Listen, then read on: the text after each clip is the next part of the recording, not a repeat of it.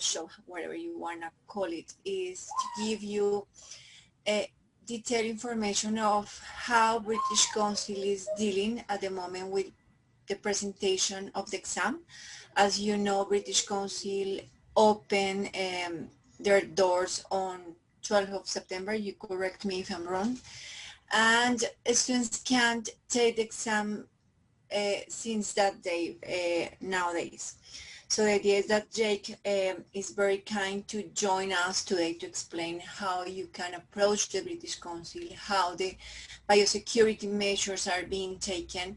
And he's also giving us some information about how to prepare IELTS, what to take into account regarding stress, because it's something that sometimes affects our results, and also where we can get information about how to prepare ourselves and so on. So thanks a lot, Jake, once again for your support as usual. And I'll leave you with these keen students. Oh, thank you very much, Pilar. Thank you for the invitation from STM Education. I hope we have a productive 45 minutes now. It's for the benefit of this space is it's nice and intimate. So please make use of the chat function or unmute yourself if you have any questions. Between British Council and STM, we will do everything to support you with that. I've prepared a couple of slides which I've kind of divided into 3 sections, into the before your exam, during your exam, and after the exam, to give some kind of general information and some tips that I think might be useful. But I'm really happy to answer any specific questions that you might have, to give you as much information as possible. Really, yeah, like I said, it's a nice intimate group tonight, so just ask away, or if you need clarification, just let me know. As I said, as we agreed, I'm gonna speak in English, but all the slides are in Spanish, and I'll also be able to share this presentation with Pilar, so that you can all have a copy of it as well and access any of the links that I've put into it. So I'm gonna kick off to just a quick introduction. My name is Jake Mack.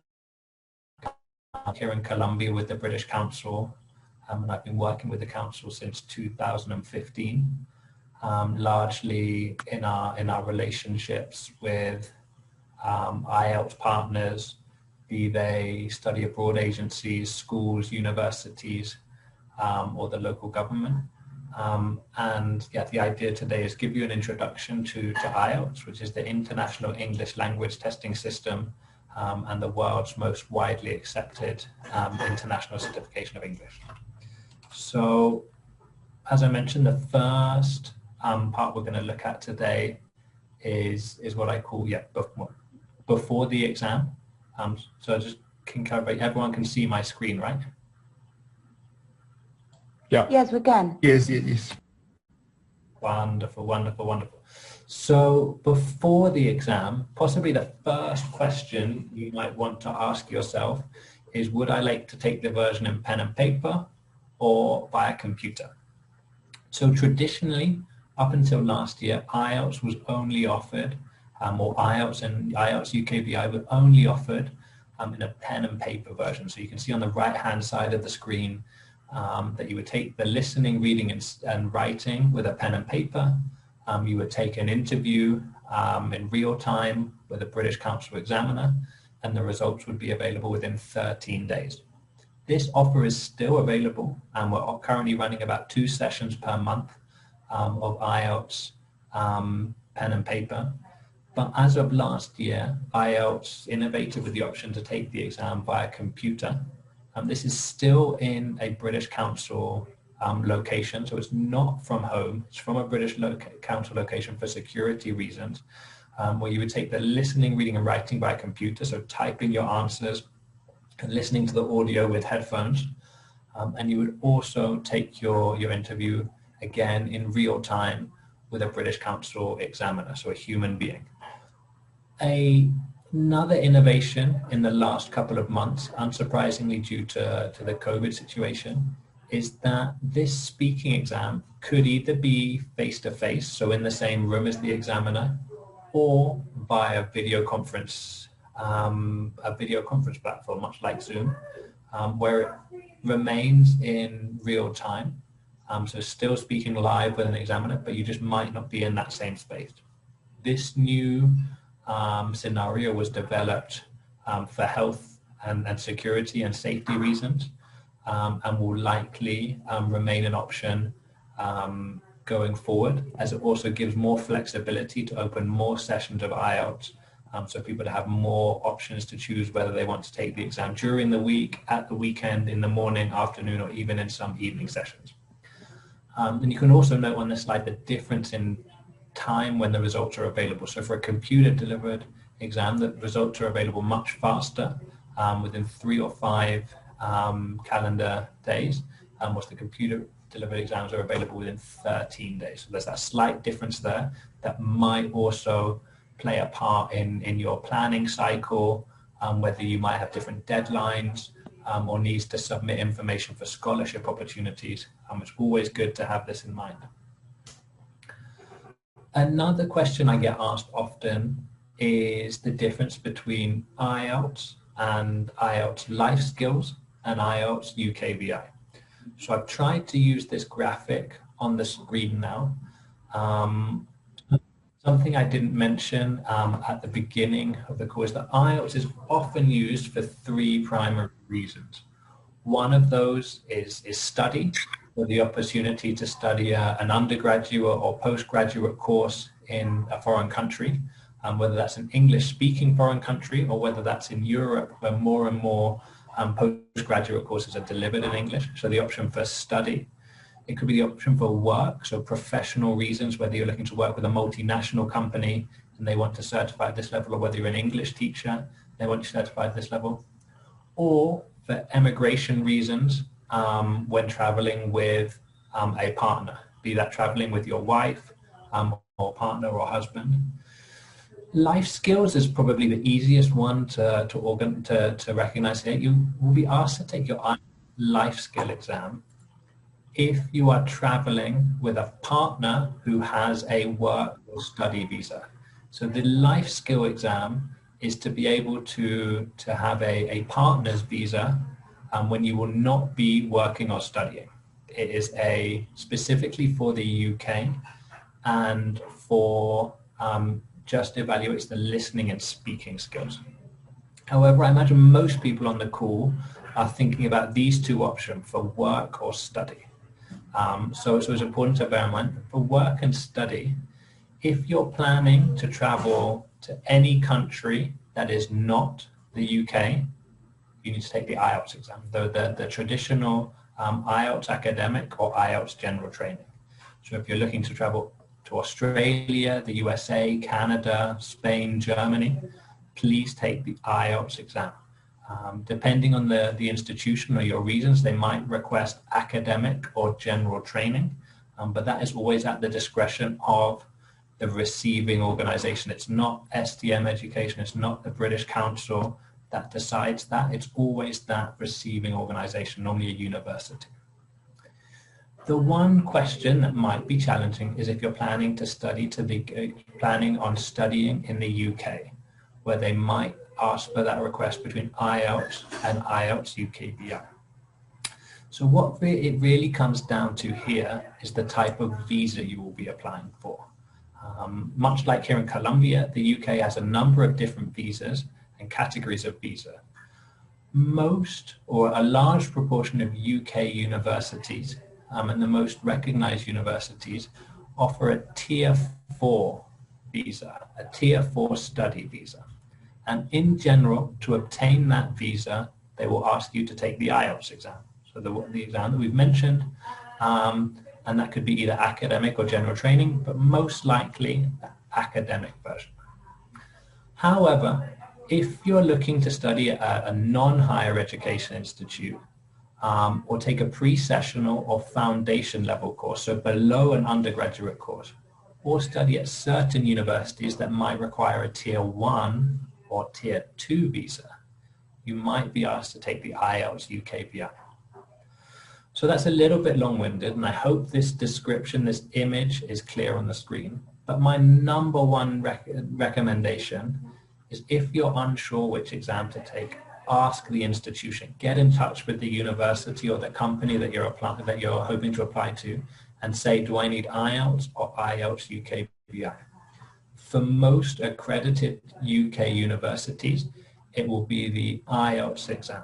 I'll probably ask you to take IELTS academic. However, be aware some may ask for IELTS UKVI. To quickly clarify any doubts about the content, structure, format of the exam, IELTS and IELTS UKVI have the same academic content. It's the same types of questions, the same length, the same recognition, the same process.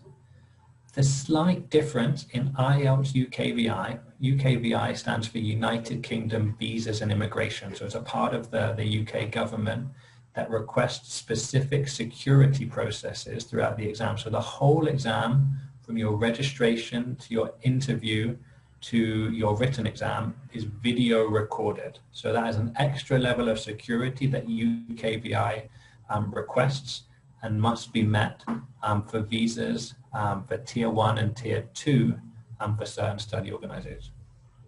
Again, like I said, the most important question here is reviewing with your organization where you want to send the IELTS results to check what they want. I will also be sending this presentation to you so you can have this information on hand. But again, if you have any questions, please write them in the chat, and as we proceed, I can look at that in more detail. Another very important policy with the British Council is our policies of equality, diversity, and inclusion. So we want every student or every individual taking the exam to have the same opportunity, to have the same, for it to be a fair experience. So if you have any listening, visual or speaking difficulties or learning difficulties that you think might warrant special conditions, be that extra time, more breaks in the exam, an exam with Braille, please get in touch with us as soon as possible to be able to see what changes we can make.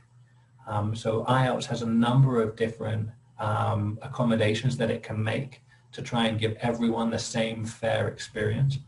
So please get in touch with at least 6 weeks, ideally more time before you're planning to take the exam, and we'll let you know what options we can provide you. Most of these changes or these accommodations tend to be in the paper-based version of the exam, as that gives us slightly more flexibility to maybe print in larger text and to meet your different requirements. But get in touch and we'll do everything we can to try and help you there.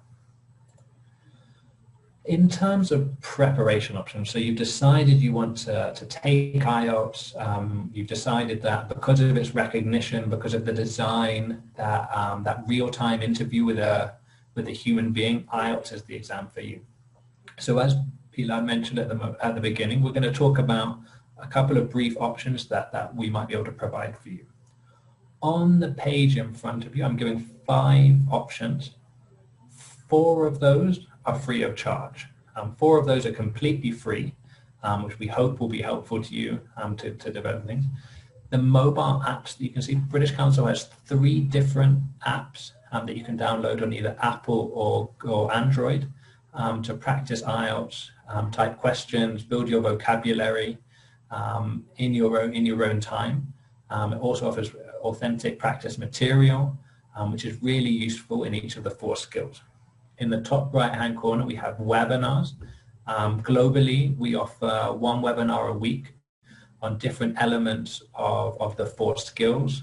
So whether that tips to asking task 1 type writing questions, so analyzing graphs and tables and the correct vocabulary for that, or speed reading techniques, for example. So we offer that regularly, these IELTS webinars, which are completely free, and also Facebook Live sessions every Friday. So a number of ways for you to stay up to date. Below that, here in the bottom right-hand corner, the British Council works very closely with Future Learn, which is a online learning platform from the UK that offers something called MOOCs, so massive open online courses. You would have seen lots of these through, well, the whole of quarantine, but British Council has 4 different MOOCs that we offer, 2 per month, which are again completely free of charge, focus on each of the different language skills. So you can follow this link to sign up for those and practice specifically techniques around reading, speaking, writing. So it's helpful to identify where you maybe need to work most on to have that maximum benefit. And then finally, in the bottom left-hand corner on our website, we've got lots of free practice tests, familiarization with the computer-delivered exam, tips from former candidates, information about different materials that you can use. It's really, really helpful. And then in the middle, the final course, if you want a more formal way of preparing for your exam and want to sign up for a British Council preparation course, we offer a number of different courses in different intensities, 2 classes per week, 4 classes per week throughout the year. And students from STM education receive a special discount for that. So get in touch with either myself or with Pilar, and we can see what we can do there. A special benefit that the British Council offers to all students that register for the exam with the British Council is access to the Road to IELTS platform. So the Road to IELTS platform is developed by British Council academic experts, and it's 100% online and gives you practice materials across the 4 skills. So here I've got an example of the number of interactive activities, practice tests, videos, guides, study planners that you'll get included in your registration for the exam. So this is no extra cost. This is a way of saying thank you and supporting you on your preparation journey when you register with the British Council. In terms of that registration, this process is 100% online. And the cost of the exam in 2020 is 675,000 pesos. So that price will be the same through to the end of this calendar year, and it's always charged in Colombian pesos. So it doesn't matter what changes in the exchange rate, whether there are fluctuations, whether the dollar increases, whether it falls, it will always be 675,000 pesos this year. And the registration is all online via the British Council website. And I'm leaving a link here on the slide. Please remember to register with your correct ID. As I've talked about, the security and recognition of the exam is very important for us, and we will validate this on the day of the exam. So you must bring the original of your ID to take the exam at the British Council premises. We're currently offering 3 venues for the exam in Bogota. For computer-based exams, we offer the British Council Chico, which is very close to Parque 93. And we also work with Centro Colombo Americano in their branch in Calle 100. And we also offer paper-based versions of the exam twice per month in Metro Hotel in Chapinero. As time goes on, we've currently been offering exams for about 1 month now, since the coronavirus restrictions have been lifted. We hope to offer more and more venues to have more flexible sessions closer to where different people might be living. So we're currently exploring new venues that we hope will be more convenient to you and offer you more opportunities to take the exam at a time that's convenient to you. Okay, so that's a lot of information about before. What about the day of the exam? So the word biosecurity protocols, well, that phrase probably wasn't in my vocabulary until earlier this year, until March of this year. It wasn't in my vocabulary. I think I maybe heard it once referenced in The Simpsons when talking about the nuclear power plant. But apart from that, biosecurity for me was kind of an apocalyptic word. But now it's an everyday word. Now every day when entering into a shop, into a restaurant, into a workplace, we're having to think about these biosecurity protocols. And the British Council is no different. So we worked with Alcaldía de Bogotá to have our biosecurity protocols approved and running. And we've also had to have those approved from our British Council global team and the British Embassy. So we're very confident in the work that we're doing to ensure your well-being and security during the exam and the well-being and security of our staff. So here I'm giving a link to our protocols. These will also be sent to you prior to the day of your exam, so you'll have a copy of these. And I've just lifted out some of the key things that I wanted to talk about. We've got clear information about what you should be expecting in terms of biosecurity protocols on the day of the exam. So what you should be thinking about, how we're preparing our exam venue, what standards we're applying, what sort of measures we'll take for each individual, disinfection points, regulations about wearing a face mask, which we ask students to wear throughout their time at the British Council premises, and what information they can take on the day of the exam, which is actually my next slide. It's just a clarifier of what you can, what we're permitting people to enter into our British Council premises. So pen, sharpener, pencil, and rubber, like always. The water bottle without a label. The label is something that IELTS globally does not allow into an exam room because of fear of malpractice or fraud. You can bring gloves. You must wear your face mask at all times. And you could also bring in alcoholic gel. But we will also have several disinfection points throughout our venue. Again, you'll receive a copy of this, and our customer service team is on hand to support you as much as possible before the exam, answering any questions. And our venue team on the day of the exam, their job is to help you and provide customer service at every point of the journey. So if you have any doubts, concerns, questions, please ask us. We're here to help. In terms of the process on a normal day of the exam, here's just an idea of what to expect, and this won't really change. So that flow of arriving at the venue, before the exam, you'll receive a citation, which is your personal timetable when you'll take your reading, writing, and listening exam, and then the time for your speaking exam. And it also suggests what time you should be arriving at the British Council venue. We really are asking you to respect that time at this moment, because we've organized our schedule to ensure there isn't a large congregation of people arriving at the same time, and only 2 or 3 students are entering into our premises every 5 minutes, every 10 minutes, to ensure a comfortable and safe flow of students through the processes. You'll be asked to take your ID. The one topic that I wanted to say that is not happening at the moment is what you can see here around the fingerprint. So as part of our biosecurity protocols, as part of our security protocols, we normally ask students to to provide their fingerprint during the exam. However, currently this option has been disabled because we do not want, or we think that is a very large risk for contagious activities related to coronavirus. So just these ideas, just to be aware that won't happen. We will have a space for you to store your belongings if you want to bring them to the British Council office, although we're asking you to bring as little information as possible to avoid possible spread of the disease. Some basic ideas. I mean, this isn't rocket science, and I'm sure you would have expected this anyway, but what to bring, what you can bring on the day of the exam, or what we recommend for the day of the exam. Be punctual. That's not just because we're British and we're the British Council and it's IELTS, no, but it's a respect for other people, so all our processes can start on time and you can get home to your friends, family or loved ones according to the established timetable. We ask you to bring 2 pens or pencils so you can take notes during different sections of the exams. You won't be allowed into the exam room with any electronics, be there electronic glasses or intelligent glasses, intelligent watches. That is, again, a security process as part of the exam. You must bring, when you register for the exam, you're asked to use your cellular or your passport.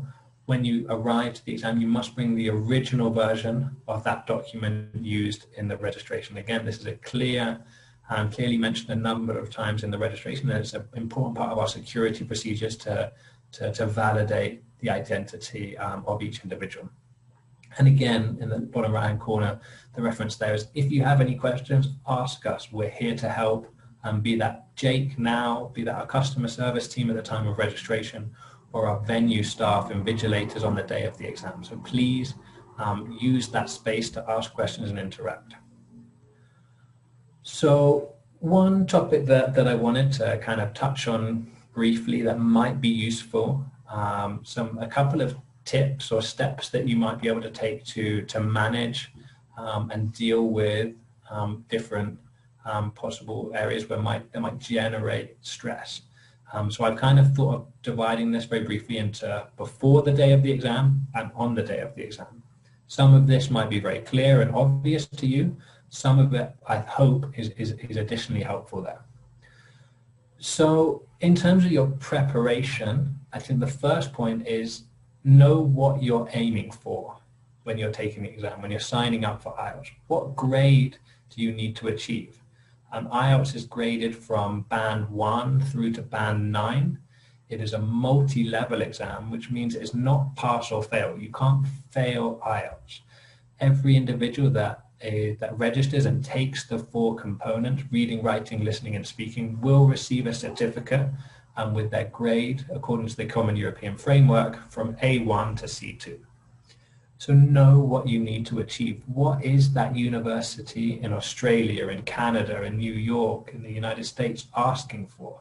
Is it asking for a 6.5? Is it asking for a 7, a 7.5?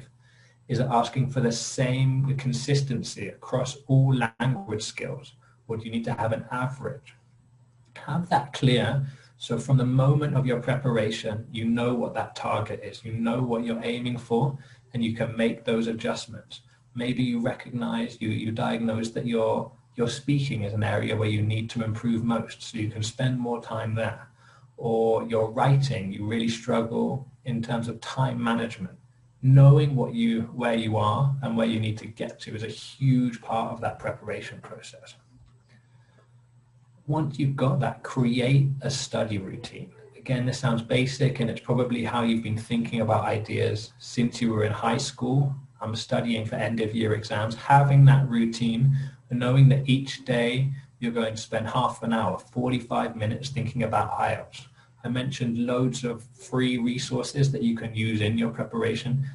Maybe Mondays you spend 30 minutes on an app. Tuesdays you use Road to IELTS listening. All these different ways that you can just consistently build up and help you achieve that goal that you're aiming towards. I always say do a full mock test. Sit down and separate your 2 hours and 45 minutes and take the listening exam, then the reading exam, then the writing exam, as if it was the day of your IELTS test. Doing that full mock test, that full practice test, will ensure that you're able to manage the time well. And for me, you can maintain that focus, and your body, be it mentally or physically, is able to stay concentrated for that period of time. In work, since coronavirus started, our routines, our working schedules, our study schedules are all over the place. So having that time to kind of settle back into a more traditional, set, fixed working time might be a challenge for some people. I know it is for me. I feel like I get up at home every 30 minutes and go and look in the fridge and realize that it's still got the same contents that were there 30 minutes, but there I am just hoping that someone's going to put some banana bread or some brownies in there to keep my sugar levels going. But on your day of the IELTS exam, the timings are very strict. So you must make sure you're physically and mentally capable of staying on track for those 2 hours and 45 minutes. Another suggestion is to use official resources. I mentioned at the beginning that IELTS is part of a partnership between the British Council, Cambridge Assessment English, and IDP Australia. I recommend that you try to use materials, if you're going to study independently, from these partners, because they're most likely to be authentic to the exam. There's a lot of free information out there, but if you want to find free information, at least look for the right sources, so you know it is it's closest to the content of an official exam. And finally, prepare your body. Ensure that you're rested. Ensure that your body is in the right state, whether you're eating well, whether you're finding time to relax, to burn off stress.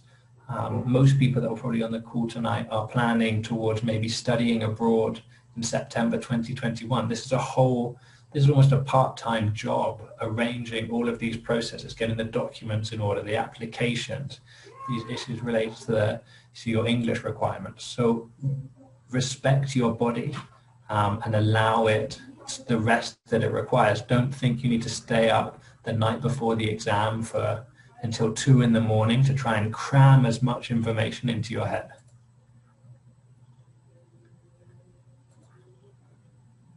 So then when it comes to the actual day of the exam, I was trying to think, I'm not sure if calendarse is really the right word, but it kind of makes me, what springs to mind for me is like on the day of the exam, you need to warm up. You need to make sure, I always tell my friends and my students they're going to take the exam, make sure the exam, the day you walk into the exam is not the first time you've been listening to English. Listen to a podcast, to the radio, to your favorite songs on your way to the exam, when you're having breakfast at home before the session, just to kind of click your brain into gear. Send messages to your friends that you know that speak English on WhatsApp. Get that process working. Get that flow of English energy running through your head. For me, this always makes the difference. It's a confidence thing that you're already in English mode before you're taking the exam. So that time you sit down, starting with the IELTS listening, that's not the first time you've heard English all day. You're kind of ready and moving into that process. As I said, eating well or staying hydrated is a key part. Ensure that your energy will be regulated through the exam. Ensure that your body will be in a peak condition for that. We're not talking about a marathon here, but think about all these things that you need to do to prepare to maximize energy, concentration, to be able to achieve that result. Try to remain focused throughout the exam. In the listening, you only hear the audio once. So if you become distracted or start daydreaming, it's very possible that you might miss key bits of information. For the reading and writing, many students tell me, Jake, sometimes I really struggle with the time. And that is a challenge, but that's also part of the design of the exam, and it's something that won't change. So make sure you have different skills to manage the time properly. Know that in the reading section, if you're taking the academic version, you have 1 hour and there are 3 different texts, all of the same length. So you must be able to dedicate the same amount of time to each one if you're going to get those best grades. In the writing section, knowing that task 2 is worth more points than task 1. So the suggestion would be that you spend more time on task 2 than task 1. But how do you balance that? For me, it all comes down to having that proper practice before you've taken the exam to ensure that your time management is on point, is on track. Follow the instructions. I mean, this is relatively basic, but it's I think advice my dad gave me when I was 13, preparing for my UK secondary school exam. And he said, Jake, you can't go wrong if you follow the instructions. Answering the question, the writing and speaking, one of the grading criteria, which is available to download, is task achievement. What does that mean? Did you answer the question? That's a simple way to ensure you're getting the highest possible grades, is by answering the question, which means follow the instructions, read what it says, who, what, why, when. Do you agree or do you disagree? Bearing that in mind. And finally, this kind of believing in yourself, this comes in terms of managing the stress from completing or for following all those tips before the exam or on the day of the exam.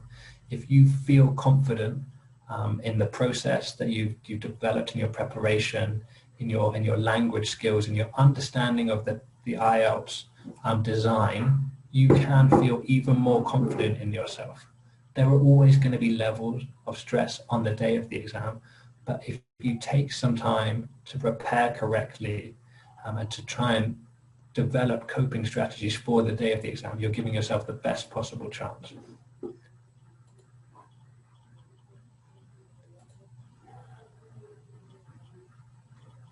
Okay, so just moving on to some tips around after the exam. So here on the left-hand side, you've got an idea of the certificate that, like I said, that all students will receive. So you maybe should be able to see it, but you can see a listening, reading, writing, and speaking grade.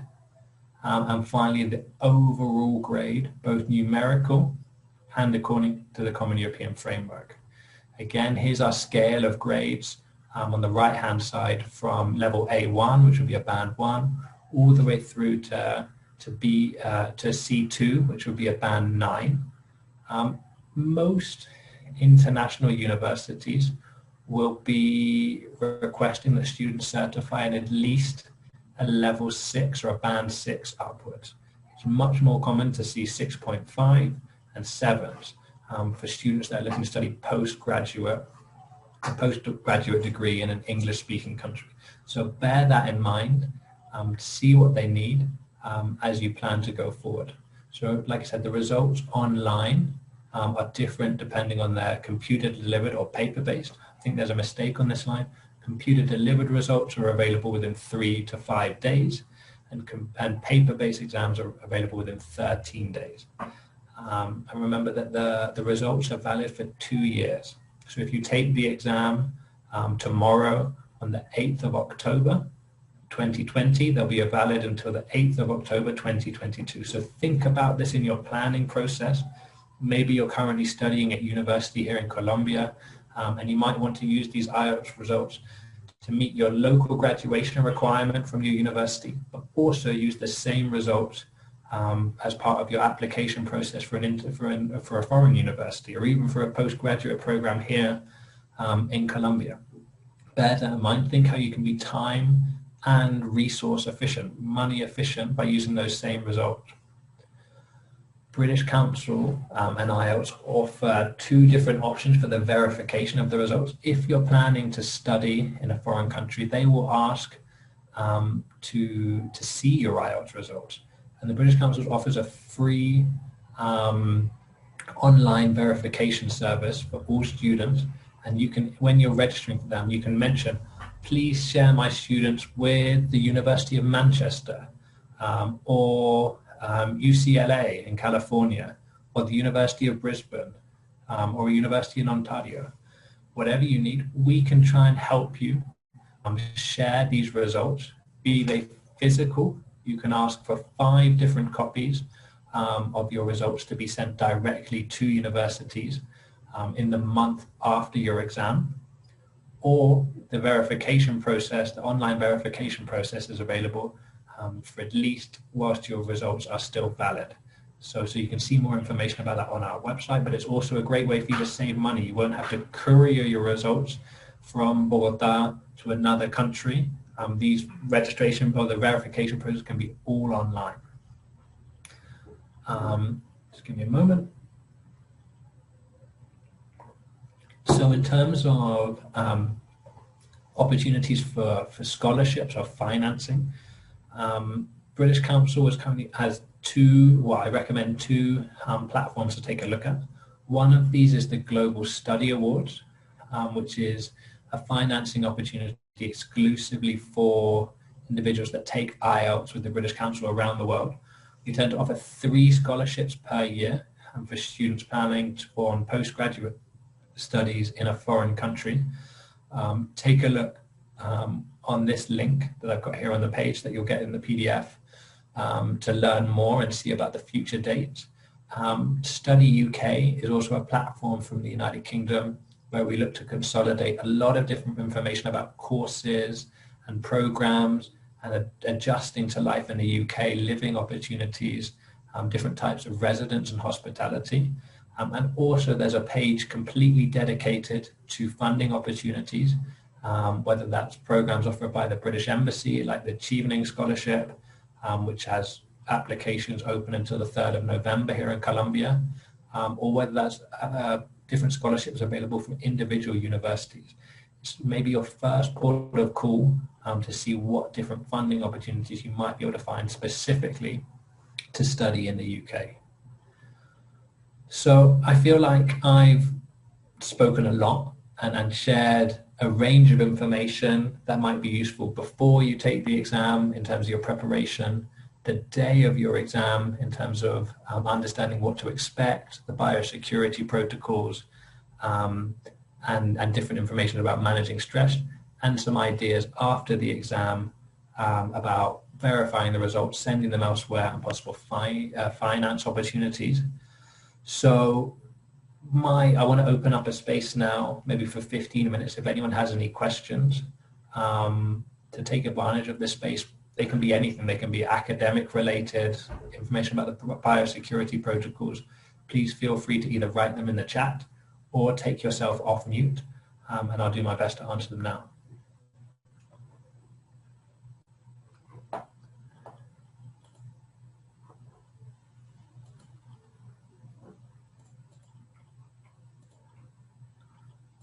Seen a message correcting my Spanish. Thank you very much, Giovanna. Good evening. I have a question about IELTS.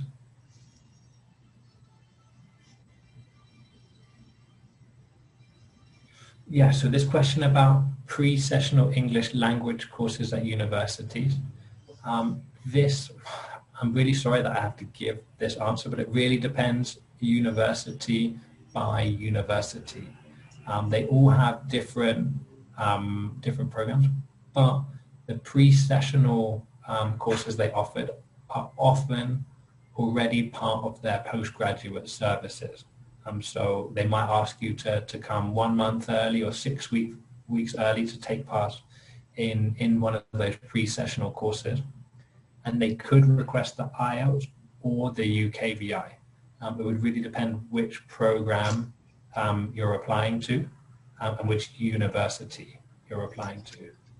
Yeah, sorry if I interrupt you. I usually recommend that students to take IELTS UKVI, even though it's more expensive, because sometimes, it's like the law says that if your level of English satisfies the entry requirements, you can take either IELTS UKVI or IELTS academic normally. But sometimes when you have to take pre-sessional, most universities ask for IELTS UKVI.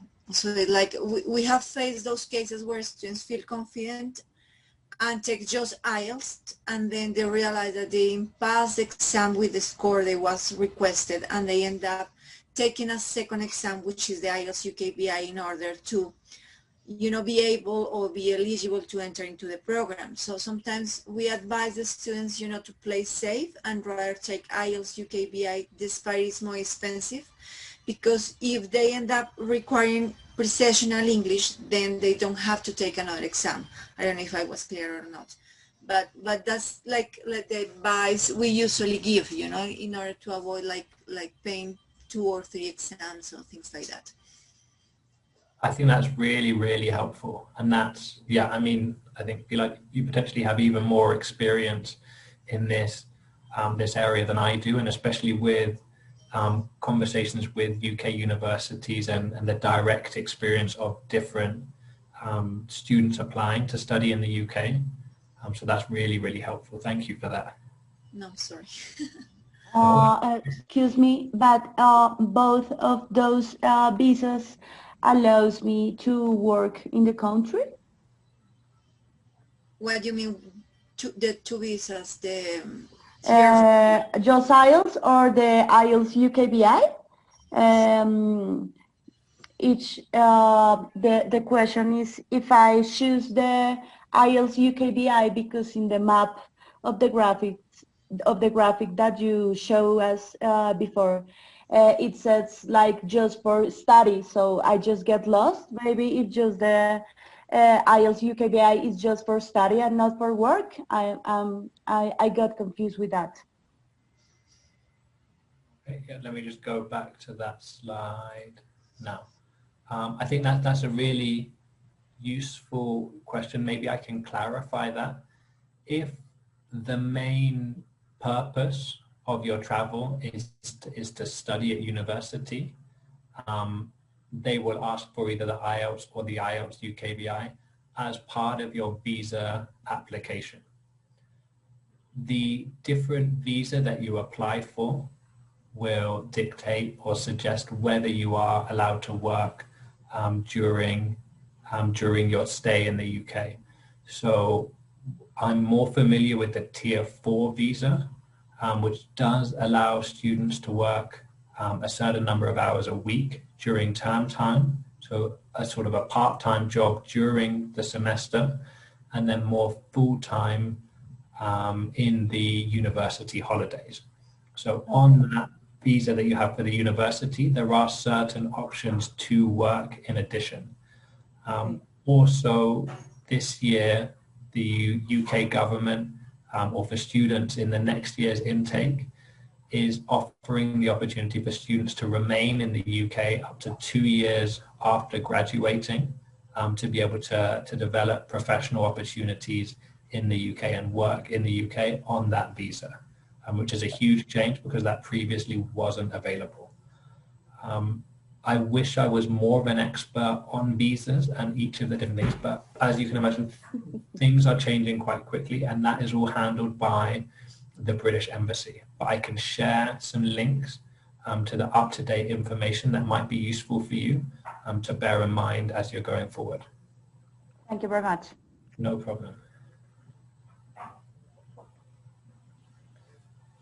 Hi, my name is Fernando. I couldn't find the option to change my name, but my question is about if it's better to in the registration of the exam to put my visa number or my ID, cedula from here from Colombia, because I'm going to apply to a master in Italy, and I'm going to send all the papers, I think, like related with my visa. So it's more handful to present the exam with my visa since the beginning here in Colombia, or it's mandatory to put my ID?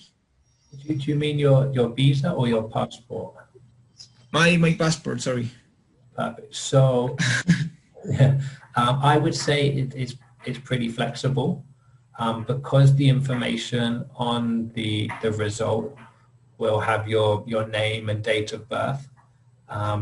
It should be possible to corroborate your identity through that.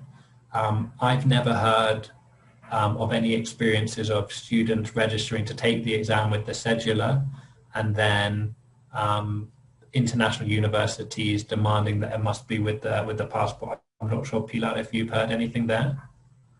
No, it doesn't matter. I just want to point out that what is important for you is that the document you use when you register is the one you have to take when you submit the exam. So for example, if you register the passport, it's ideal that you go with the passport to take the exam, not with the ID, you know, because they want to have the same document. Maybe that's the only thing that matters at the end of the day, you know, that you take the same document for the place when you are going to take the exam.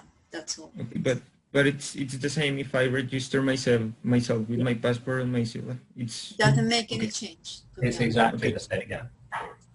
Okay, thank you. Yeah. Okay, so yeah, a very good question here about the timings of the exam. Do you take everything on the same day, or does it depend? For each of the exams, you'll take the listening, reading, and writing in the same session. So it'll be about 2 hours and 45 minutes where you can choose to take that. If it's computer-based, you can choose. We offer a number of sessions during the week and at weekends, both in the morning and the afternoon, for you to schedule to take that reading, writing, and listening. And on for the paper-based, that's normally on a Saturday morning where we offer those sessions. The speaking interview can take place either 7 days before, up to 7 days before that, or 7 days afterwards. So be aware that the speaking exam might be on a different day to your reading, writing, and listening, especially at the moment due to limited restrictions about opening hours and affordable or capacity of people being in one place at the same time. You may take your speaking exam on a different date to your reading, writing, and listening. May I ask you something then? For example, if we have students that don't live in Bogota are they informed of the two dates well in advance, for example, for them to stay longer in Bogota or to schedule two different flights or trips or something like that? That's again another excellent question. So we tend to send out the timetable, so your personalized timetable. If it's a paper-based exam, you should receive that about 10 days before your exam, and if it's a computer-based exam, it tends to be about 5 days before the exam. However, we actively review each of the registrations and identify students that are traveling out of town. So when we see students taking the exam in Bogota, but maybe they live in Boyacá or even further afield, we'll do everything we can to try and schedule that exam, the reading, writing and listening and the speaking on the same day. So it doesn't involve two trips. I can't guarantee that that will happen 100% of the times, but I can guarantee that we'll try our best, especially for people traveling outside of town, to have everything on the same day or at least within one day, so they're not paying for multiple trips.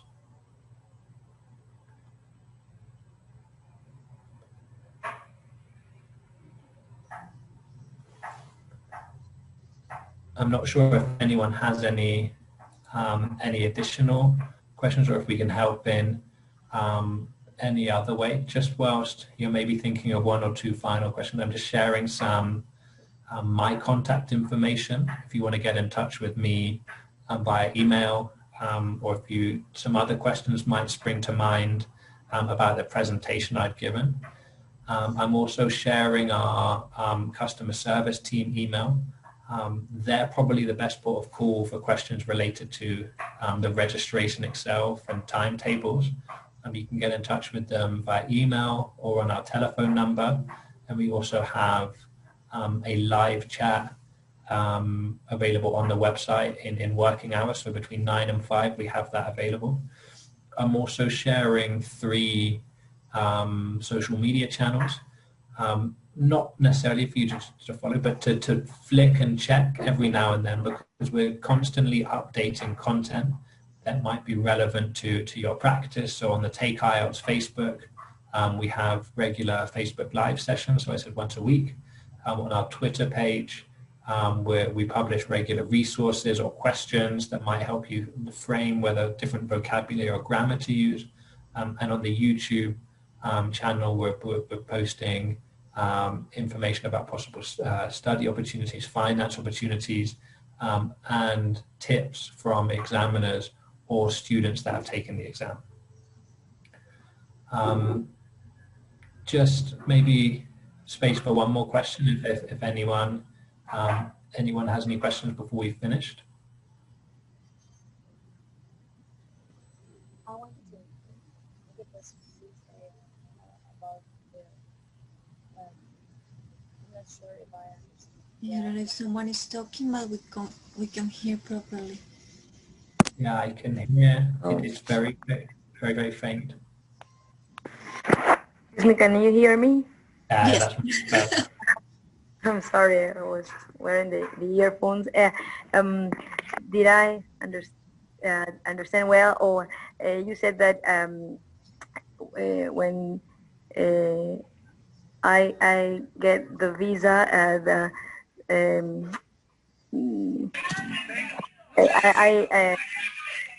they decide. I mean, British Council. I guess decide if I get the an allowance to work part time, full time, depending on the IELTS, the type of IELTS that I've taken, or that the results. I didn't understand very well. Yeah, no problem at all. So the possible work opportunities or eligibility to work in the UK does not depend on your IELTS. It depends on the visa that you have from the UK government. So depending on whether you have a visa to study a postgraduate course from certain universities, like a tier 4 visa, or a different visa, like a tier 1 or tier 2 visa, that will make the difference about your possible work opportunities. So it's nothing to do with your IELTS grade. So don't worry there. But I will share a link with this PowerPoint with Pilar and SDM to verify each of the different visas that the UK government offers and what you're eligible to do work-wise with each of those visas. So you can have everything in black and white to help you make your decision and understand and that planning and budgeting for your trip. I hope that's clear and useful. Yes, thank you. Thank you so much. To you. Wonderful. So it's just coming up to 7:05 now. So I'm sure you've got lots of other things to be doing on your Wednesday evening. But again, you've got my email address here if you'd like to get in touch. I'm more than happy to respond to any other questions. I'm incredibly grateful to Pilar and STM Education for giving me this space to talk to you this evening, and for each of you for taking the time to sign up and join us and be active in this conversation. And I'm sure we'll be able to create another space in the coming weeks to stay in touch. I'm not sure, Pilar, if you wanted to add anything before we finished. No, just to thank you for your time, and also to thank everybody who has joined us. The idea was to give you a wider perspective of how to prepare IELTS. I hope this has been useful for you. And whatever you need, please don't hesitate to contact us or Jake. The idea is support you in this journey, and please count on us. Thank you, Jake.